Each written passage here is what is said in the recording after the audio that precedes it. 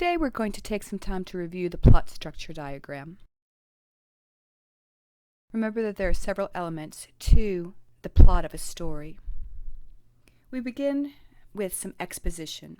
The exposition is the beginning of the story. It explains where the story is taking place. It introduces the characters, tells you something about them, and may give you some other important background information. The second element of a plot is the rising action, which is the series of conflicts and crises in the story that lead to the climax. The climax is the turning point and the most intense moment, either mentally or in action, of the story. Once we've reached the climax, we move on to the falling action. That's where we're bringing the story to a close. And finally, we have the resolution, or as the French would say, the denouement. It's the conclusion of the story that ties together all of the loose ends.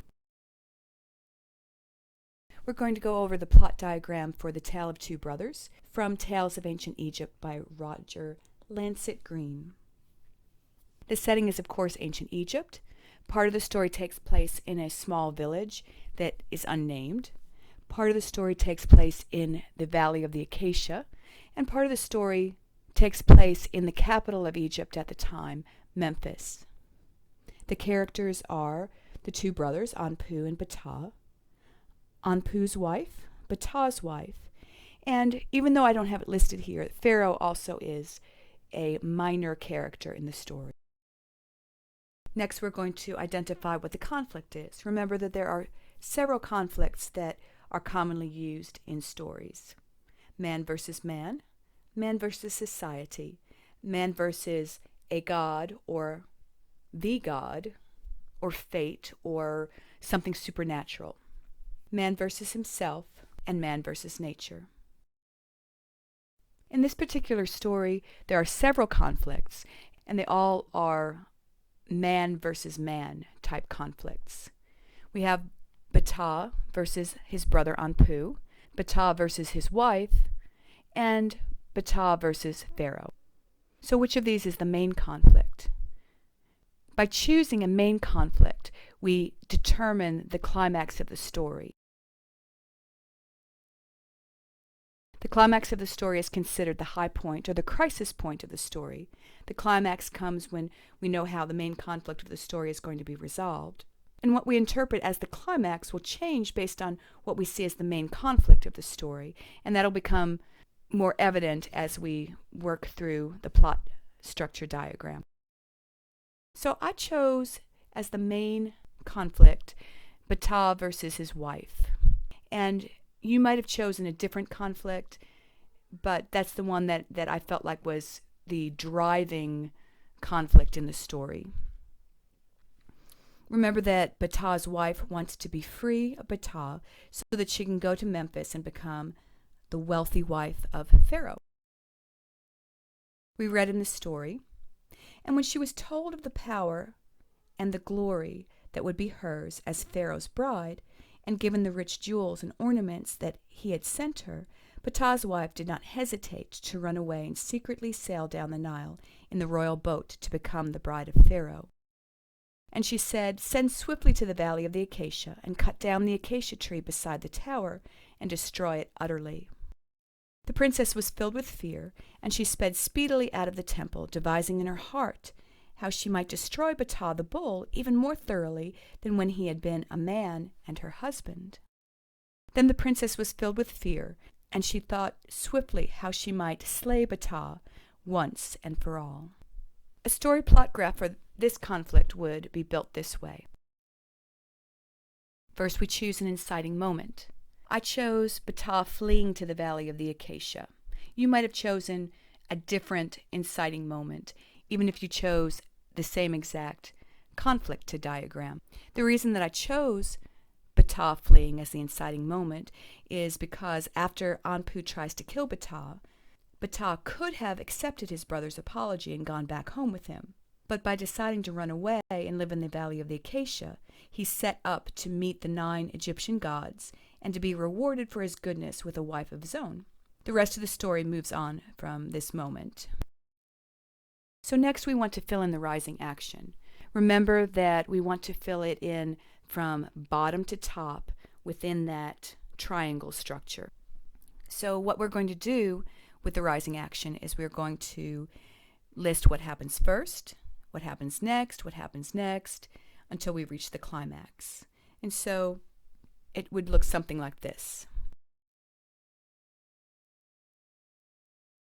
Ptah hides his ba, or his soul, in the acacia flower.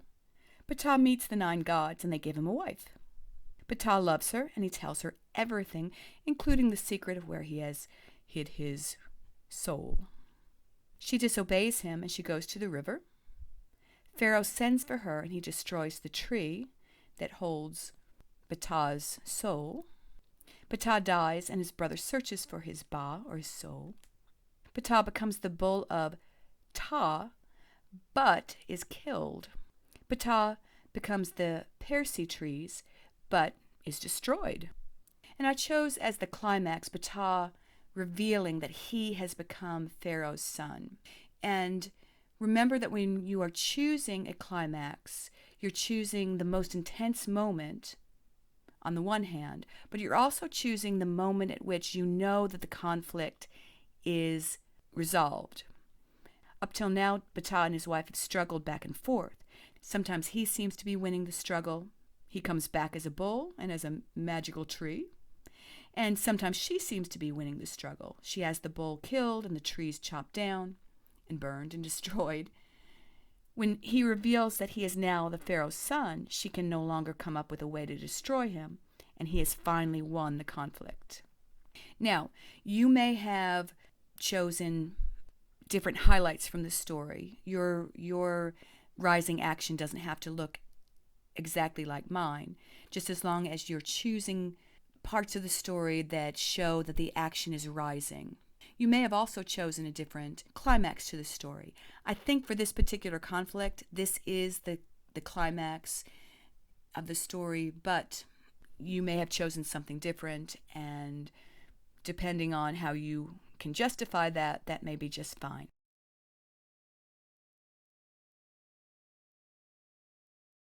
Next, we fill in the falling action. Remember that we're going to say what happened next after the climax, what happens next, and what happens next until we conclude the plot. So, right after the climax, judgment is passed on the princess. She dies a sharp death, just like it was prophesied. Pharaoh Ptah rules for 30 years. Anpu serves as one of his advisors. And the resolution of the story is that when Pharaoh Ptah dies, he's laid to rest in a tomb, and Anpu is there to mourn him. Now, a story plot diagram for a different conflict would look different than the one that we just went over. So let's go back to the conflicts that we identified and choose a different one this time. Ptah versus Anpu. Remember that although Ptah has been a loyal brother and helped to make Anpu and his wife prosperous, Anpu becomes enraged with Ptah when his wife becomes jealous and lies about Ptah. We read in the story, Anpu's wife grew jealous of Ptah, and she brought trouble between the two brothers with lying tales and wicked sinful words. And the end of it was that on an evening in the spring, the foremost cow turned and said, "See, your elder brother is standing behind the door with a drawn knife in his hand to slay you." A story plot graph for this conflict would be built this way. First, we choose an inciting moment. Anpu's wife becomes jealous and lies. Now, for this particular conflict, I chose a different inciting moment, because if Anpu's wife had been content with their prosperity and not become jealous, Anpu and Ptah would have continued to live in peace and brotherly love. The rest of the story actually moves forward because of this moment. Next, we're going to fill in the rising action, moving on from Anpu's wife becoming jealous. First, Anpu becomes enraged with Ptah. Then Anpu hides behind the door with a knife to kill Ptah. The cows warn Ptah. Ptah runs away, followed by Anpu and his knife. Ptah cries out for help from the god Harmachis. Harmachis provides a river to separate the two brothers. Ptah defends himself orally against the lies that Anpu's wife is told. Anpu asks to be forgiven. Ptah says he's going to go to the Valley of the Acacia. And for the climax of this particular conflict, I chose Anpu returning home and killing his wife. Now, there's a whole lot of story that comes after this, but if this is the conflict that we chose, this is when we know who has won the conflict. And I would argue that that's true because the conflict between the two brothers ends where it began, with Anpu's wife. When Anpu goes home and kills his wife, it's clear who has won the conflict.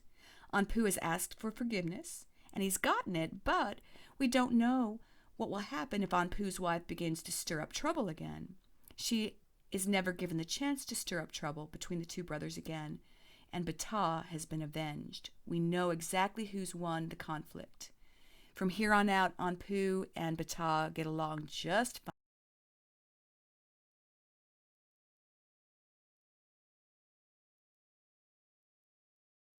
Now, filling in the falling action for this particular conflict is going to be a lot more complicated because there's a lot of the story left. And so I'm just going to go ahead and fill it all in.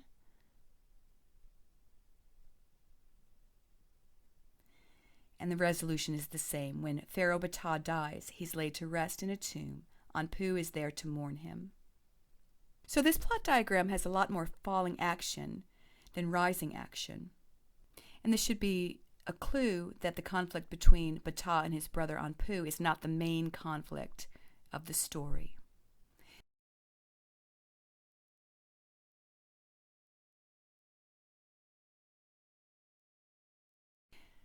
We identified one more conflict in the story. A plot diagram of this conflict would look different from the other two that we've done so far. Going back to the conflicts, this time we'll talk about Ptah versus Pharaoh. Remember that Pharaoh wants to marry the mystery woman with the sweet-smelling hair.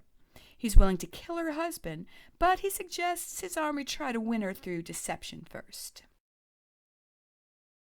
We read in the story that his advisors and magicians advised him to send out messengers to seek for her and bring her to be your wife. "What you tell me fills my heart with delight and longing," said Pharaoh. "It's my decree that messengers go forth to find this princess, whom the gods had destined to be my bride." Then Pharaoh sent an army, but he bade them to wait by the river while deception was tried. So a story plot diagram for this conflict would be built this way. As the inciting moment, I chose Ptah's wife disobeying and visiting the river. The reason that I chose this particular inciting moment is because if Ptah's wife had not disobeyed, Pharaoh would never even have known that she existed. Her disobedience sets in motion a series of events that lead to the conflict between Ptah and Pharaoh. So filling in the rising action is going to look pretty similar to the other one. But we're going to start right after Ptah's wife disobeys and visits the river. So the first thing that happens after that is that Hapi tries to kidnap Ptah's wife. A lock of her hair is torn out and floats down the river. Clothes washed in the water near her hair smell lovely. The magicians tell Pharaoh that he should marry this princess. Pharaoh sends for her and destroys the tree that contains the soul of her husband. Ptah dies and his brother searches for his ba, or his soul. Ptah becomes the bull of Ptah, but he's killed. Ptah becomes the Persea trees, but is destroyed. And the climax of this particular conflict is the same climax as the conflict between Ptah and his wife. Ptah reveals that he has become Pharaoh's son.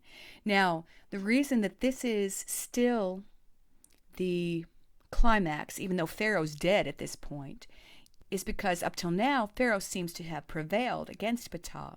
He's stolen Ptah's wife. He's killed Ptah 3 times at this point.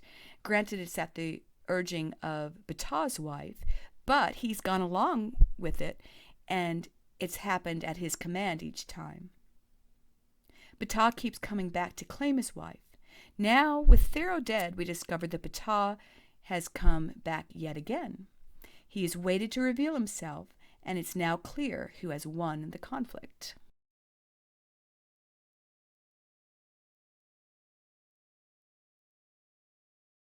So we fill in the falling action. Judgment is passed on the princess. She dies a sharp death. Pharaoh Ptah rules for 30 years. Anpu serves as his advisor. And when Pharaoh Ptah dies, he's laid to rest in a tomb, and Anpu is there to mourn him. Now, this conflict balances the rising action and the falling action, about the same as when we identified the main conflict as being between Ptah and his wife.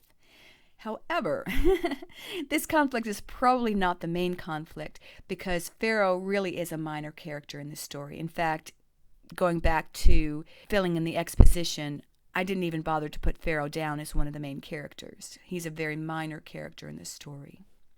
Once again, if your plot diagram doesn't look exactly like the ones that I went over in this PowerPoint presentation, that's probably okay for now. My goal in doing this presentation is to help you refine your skill at putting together plot structure diagrams.